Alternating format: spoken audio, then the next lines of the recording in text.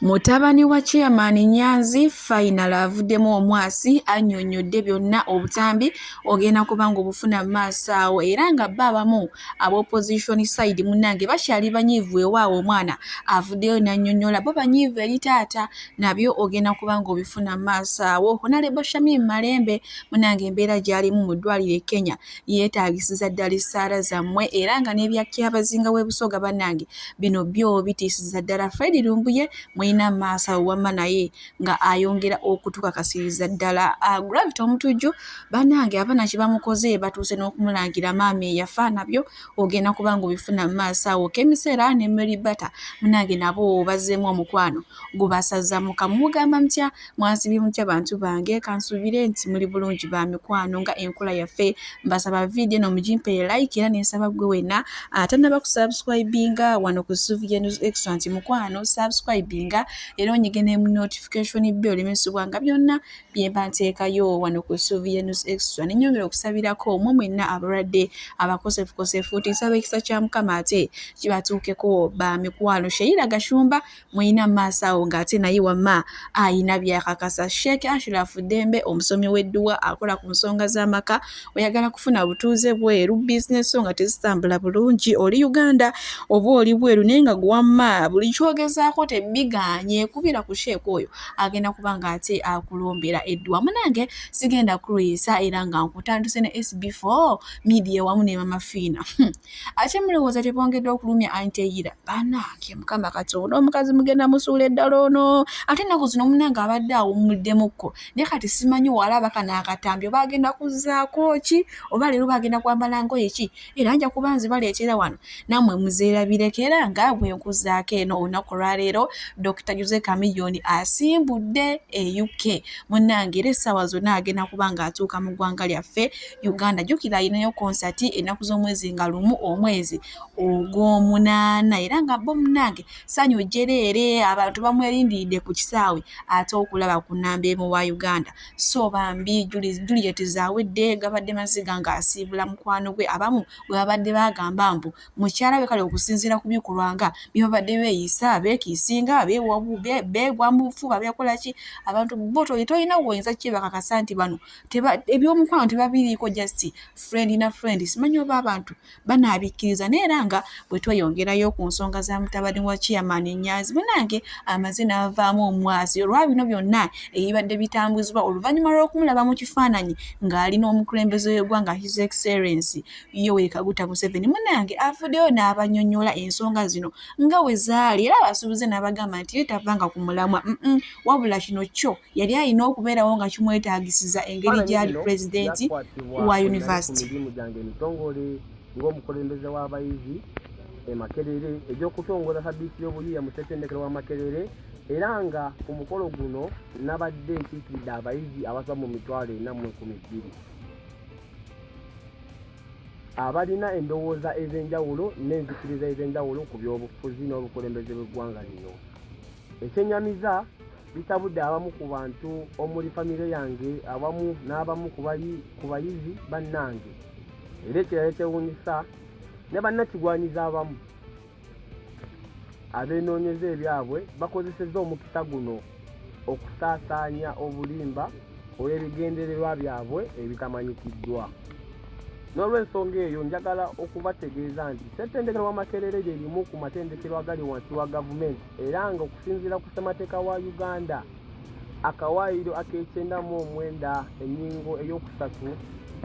ndowooza poyinti y'omwana etegeerekese bulungi agambye bannange tabavangamu akyali ku mulamwa naye kino kyo kyagwawo ng'alina okubeerawo nga pulezidenti ndowooza muwulidde omuwendo gw'abaana gw'atwala so kate oyo muddaawo ne mwagala okumukakkanya okumussa wansi ndowooza omwe ababeera balippidde ebitokota era nno akyeyongerayo mu maaso wano n'okukakasa taata we ngenda kubeera ng'akatambi nako nga bateerako then tweyongereyo ate n'agaleero. I would love to acknowledge the people that really feel betrayed. They are right in their own jurisdiction and what they feel,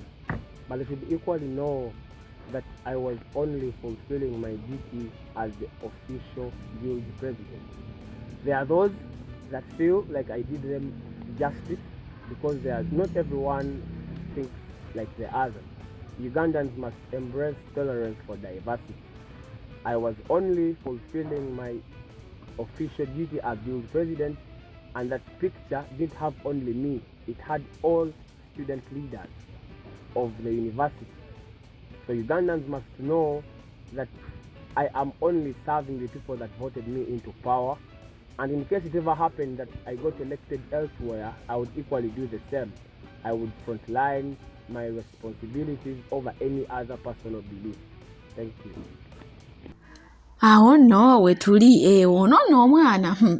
abantu beefuula batandise ddamba omwana ategeera okusinga ekika kyonna mbu ono omwana ayinza n'okuba nga si wa chairman Nyanzi mbu kubanga entegeera gy'ategeeramu eri mu kika kya waggulu nnyo.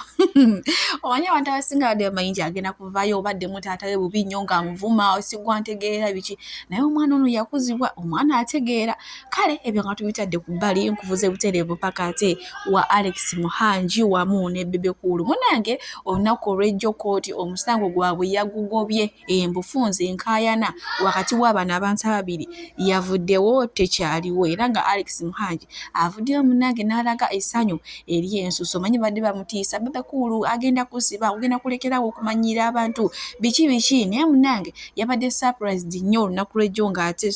ng'omusango gusaanyewo. Munange bwe tweyongerayo ne Winnie Nwagi ono nno munange Winnie Nwagi yagenze n'ayimba ku mbaga y'abayindi wa Dubai. Kati ekyebuuzibwa abayindi bano bamanyi Oluganda?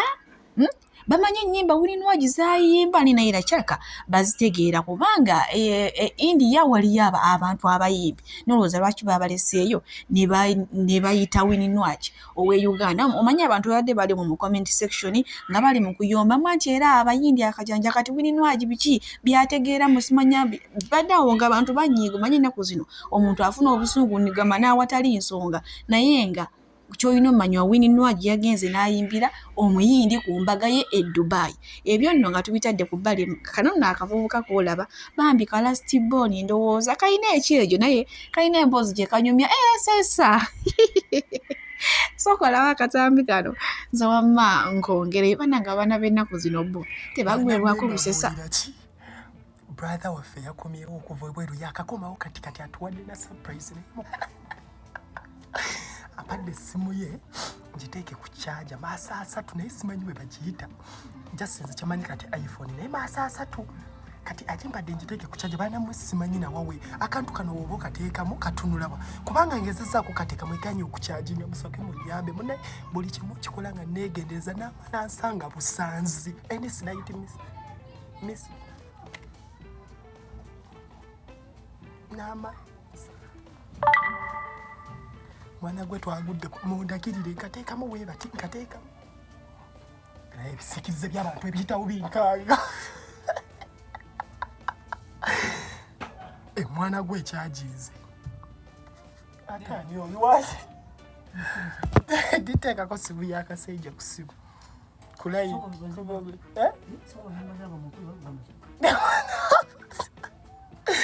ndi ku simu diteekako simu ya tatawe ku kyaja bana bwe bonna abali mu kika bali kubuuka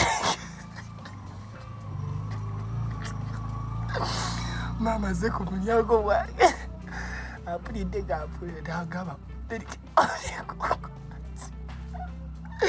nebyambuuzisa sibitegedde naye kenyini kyekatategedde byambuuzisa ne mwana gwe tuli ku bubukenke banamwe we mutyo mubeera nga muli simbiza abagenyi okuva outside country si yava eddu Bangkok eyo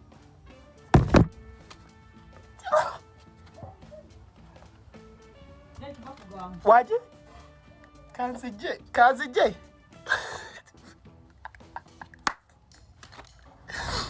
mwana gwe tuli kayisanya essimu yino ekyaginze namala nsanga wano nga nkuba ebinyo banamwe ebbaayi zembabuuzizaako gwe banange ogayi yavudde ebweru anyirira bitya era nzuuna engalo akeddeku alina ekibala kyeyaleese okuva outside country kati ayagadde tukisimbe kati kyembadde kate nampa essimu gye namala ambuuza mu ddakiika 2 nga tandabako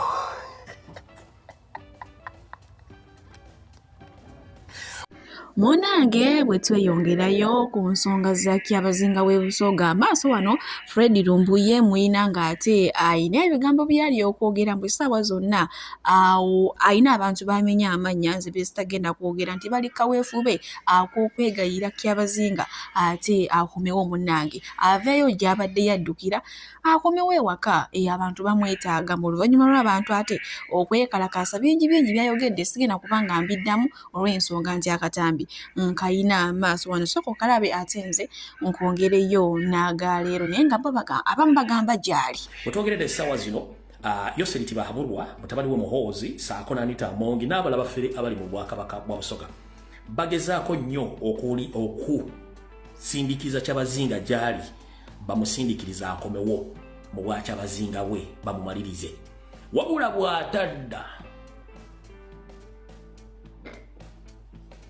wabula bw'atadda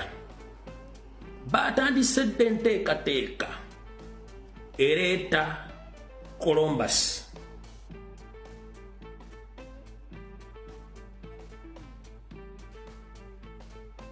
bagambe gwe baagala okuleeta ono bw'atadda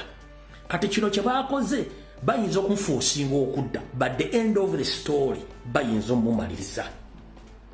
nkiddamu okusinziira ku nteekateeka za Yoseri Anita Amongi Muhoozi batandise okufulumya era enteekateeka ku mutandise ojjuwulira nti Kyabazinga bw'aloba okuyira emisoga bateekateeka okuleeta Columbus bagambe wabateeka okubwa Kyabazinga balyoke batunda ebintu kati kino kyembagamba kiyinza omuwaliriza okudda naye yaddayo omwami Fred Lumbuye bw'atyo munnange ate nakati atunnyonnyola emboozi ya Kyabazinga naye bwe essaawa zonna agenda kukomawo ate mu lubiri bibuzaabuza ekifaananyi ekyo ky'olaba kyafuluma ku lunaku lwa Idi lwennyini nga kiraga nti Kyabazinga yeekwasiza ekifaananyi era n'ayagaliza abantu ki Idi Abasiraamu kati ate bagamba Kyabazinga taliiwo yabuzibwawo kugamba obigattagattamu nga munnange ate oyina kugamba okwongera okunoonyereza munnange bwe tweyongerayo ne Gravity omuntu gy'omanyi bambi okuva maama we yafa nakati ayina abantu be yanyiigira abaana banne obwagamba nti ekyaviirako maama we okufa bano abaamuvumanga bw'afaanana enkima ate tebaakoma okwo ne batwaliramu ne maama we nga bagamba bwe yazaala enkoba esimanya yazaala enkima biki wakati maama we oluvannyuma lw'okulaba obutambi buno okugamba bwamukosanga omuzadde munnange n'afuna awo ekirwadde eky'obwangungu ki pressure era kyekyamuta kati n'abaana bwebyo tebabiwulira bagamba nidda maama we si yasoose okufa fe tugenda kusabula naye omuzadde mumuleke waaba yafa omukazi mumuleke awummule mirembe oba muvuma mubiteeka maama we tabangako Yesu nti oba yafiirira bibi by'abantu yali maama we yazaala gwe wekka talina gwe wafiirira abantu bangi bamulekwa abantu bangi tukuze n'abazadde tubalina nga balamu naye nga tebalina kye batuyambye negwe buli wa maama we yafa abantu abamu ne baba ku maato kyogamba yali afudde nti afiiridde bibi abantu nti abantu balina okuba atentiivu olw'okuba maama we yafudde abantu baali balina okumuvinga ono n'obulamu bwabwe maama we si Yesu nti afiira bibi by'abantu negwe buli wa maama lwe yafa kino ne kibaawo nalaba n'abantu nga basanyufu wali oyagala buli omu akaabe maama we yali akolanga ne mu ggwanga yali mutanda nti atuvudde ku maaso yali mulwanirizi wa ddembe nga naawe gwe waleka olinga ddebe n'ebikyamu tobiraba nti olw'okuba weegatta n'omukazi oli omukulu minisita wandifudde nga tozimbye nanju etegerekeka Gravity ng'ovudde kayombako kali akawali ekiruddu naye olw'oyo omukazi minisita era kwe kuzimba awo n'ogamba enju y'omusajja muzikiti kiki obadde ogenda okufa ng'ozimbye tolina gwe Gravity omutujju weebatyo munnange baabaana bamuwadde ebibye mbusebo maama teyali Yesu mbu teyali malayika ne banange baanamwe omukazi mumuleke awummule mirembe okiwulire nga ye Gravity nakati akyakukkolima agamba abo abava ne bavuma maama we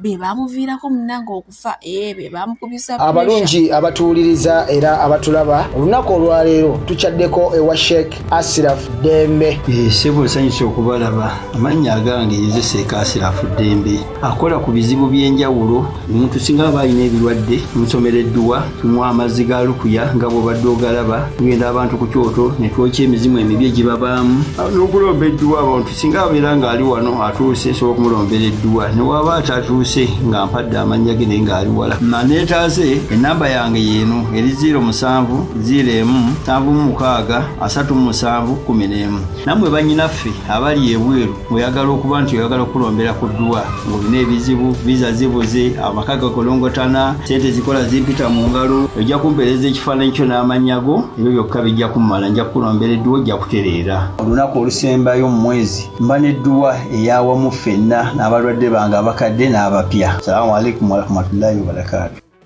We batyo munange balaapa baffe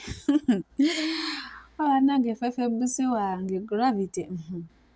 ate munange kuva buto balinga ba mukwano ndowooza akafaananyi okalabako kadda nnyo oba kati baali bamanyeeko nti no bajja kubeera bayimbi oba nabo byabagwirako wano mu bukulu nga bakulidde ddala ogamba byo bikutabula wamma naye nga bwe tweyongerayo ne Sheila Gashumba ono nno avuddeyo munnange n'atutegeeza nti ye talya mmere ya ku mukolo mb'oba simanya agenda ku mbaga simanya birthday party simanya bitya mbu mukwano ye ava ewuwe nga yeesibiridde entaana bukati mazima ddala omwana wa Frank Gashumba bamulaba batya ng'ali mu layini ng'asimbidde emmere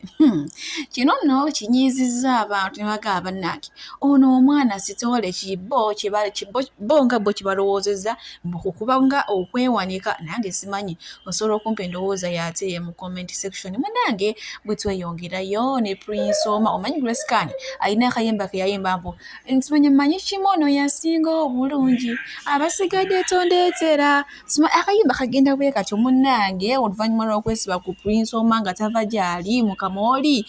bannange Prince Oma omwana aba ali n'omusula ne mu depression munnange no yasazeewo n'abyesonyiwa ne yeefunira omuhusband omulala nga woolabaawo katusuubire n'omunnange ye taakumenye mutima nesaba Grace Kani gw'amanyira ava nti omulaba yina waaba obedde mu kafuba k'omusajja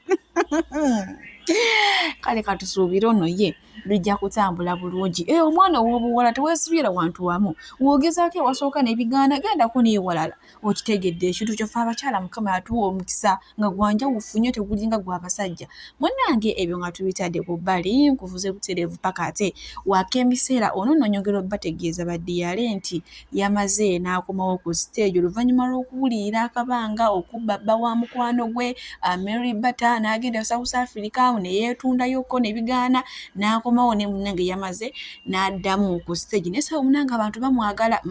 abantu basanyuse bambi nga balaba ati akomyewo ku stage munnange bwe tweyongerayo manyi bagamba neegooza dda kubira engoma n'ozina abantu bo bakyali banyiivu nnyo oluvannyuma lw'omwana wa Chairman Nyanzi okumulaba nga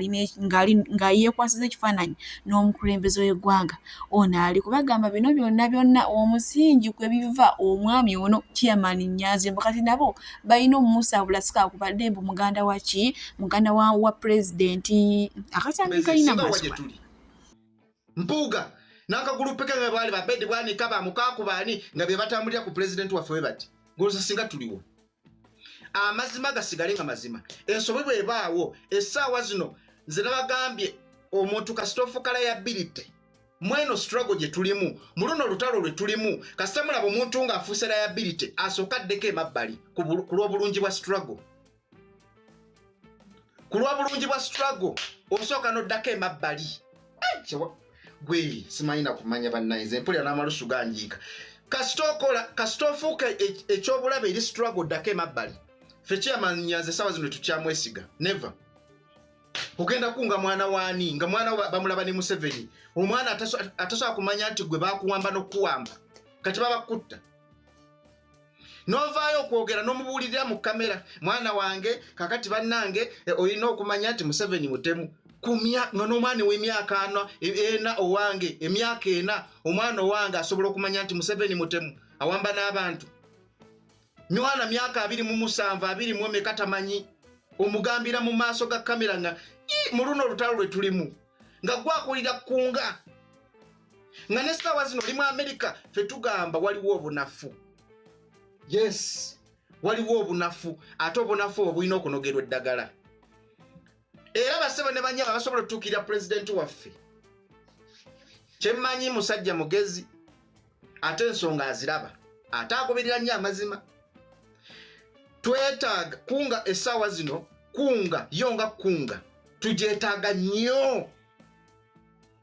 kunga tugyetaaga nnyo mu kaseera kano akaseera ke tuli mu lutalo eno 2025 emyezi tubala mibale okutuuka mu protest. Awo nno we tuli baddiyale mbusika kuba nti muganda wa mukulembeze naye balina okumugambako singa abeera akola ebitajja wabula bannange naye nga bwe tuli munnange ebyo nno nga tubitadde ku bbali bwe ntyo nkubuze butereevu paka lakaye eyo nno munnange omwami oyo gw'olaba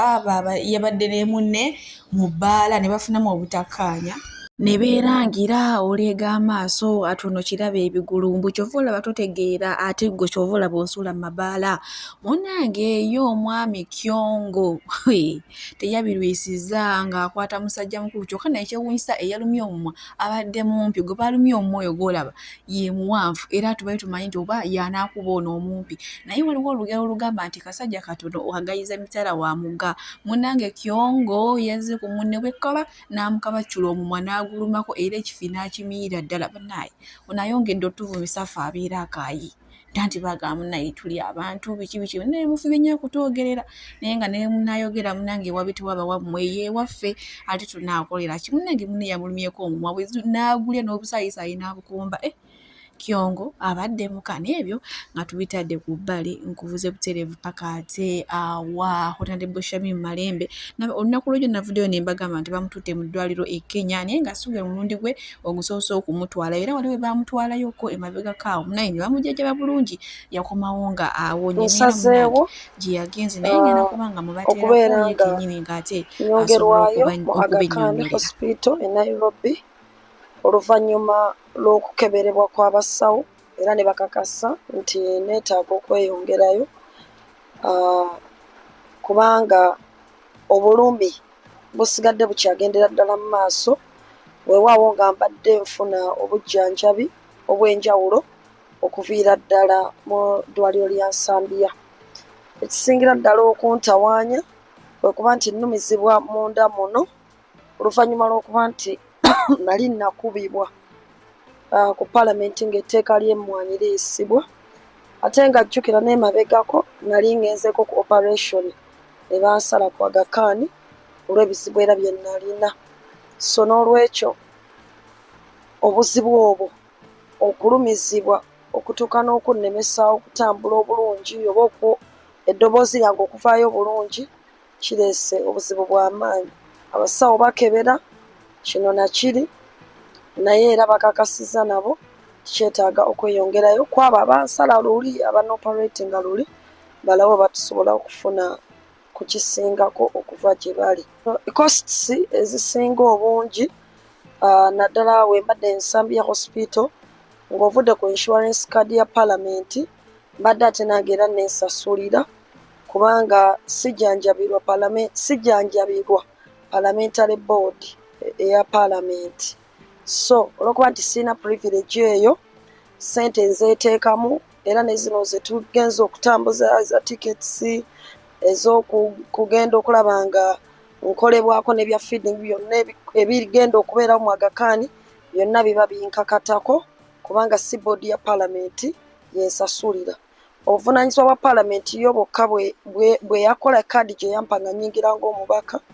eyo yokka ya insurance yokka yesobola okunnyambako okusasulako bills ezimu eziba ez'omu ddwaliro naye bwe zisukkuluma ku ezo eziri ku kaadi oba ze yateesa era mba nnina okwesasulira era kyembadde nkola Ensambya. Baagezaako kubanga nga omanyi nafuna complications obuzibu mu kussa low oxygen saturation so babadde bagezaako okumpa oba tuziyite pain killers okusobola okulaba wabisobola okunnyambako naye nsigadde ng'era nkyali munafu nnyo nti obanga atereeramuko naye n'osigala ng'ate obulumi bukyaliwo so n'olwekyo kyenava ngamba wamu n'abasawo ne bangamba nti oba olina ttiimu yo ey'aba experts abaali bakukozeeko mu Aga Khan omulundi guli then tusobola okurekomendinga n'obeera ng'era eddwaliro eryo libeera nga likujjanjaba nga embeera ebasusseeko nabo kyekyo lwaki tugendagenda mu Aga Khan hospital olunaku olwaleero. Obubaka bwe nnina obusinga obukulu bwakwebaza bannakampala kuba mu kiseera kino eky'obunafu bannambudde nnyo, bansabidde ate nga n'abatasobodde kujja era olabanga gye bali bakusabira era baweereza obubaka. Obubaka obwokubiri bwakubagumya. Tinganze omukulembeze waabwe, omubaka waabwe nkyali mugumu nnyo, kimanyi nti ku lw'essaala zaabwe ze bampadde ngenda kutereera ate nkomewo baweereze bulungi nnyo n'okusinga ogwasooka. Ku medical board ya parliament era okujjanjabibwa kwange bills ezisingako obungi ezimu zisasula kadi ya insurance ya parliament, endala nebeera nga nzeesasulira era kyembadde nkola n'ensambiya. Naye njagala okutwala omukisa guno okwebaza bannakampala ab'enjawulo abannyambyeko ate n'okusingira ddala obukulembeze bw'ekibiina kyange ekya National Unity Platform kuba babadde basaale nnyo mu kulaba nga bannyambako mu kuteekateeka olugendo luno n'okulaba nga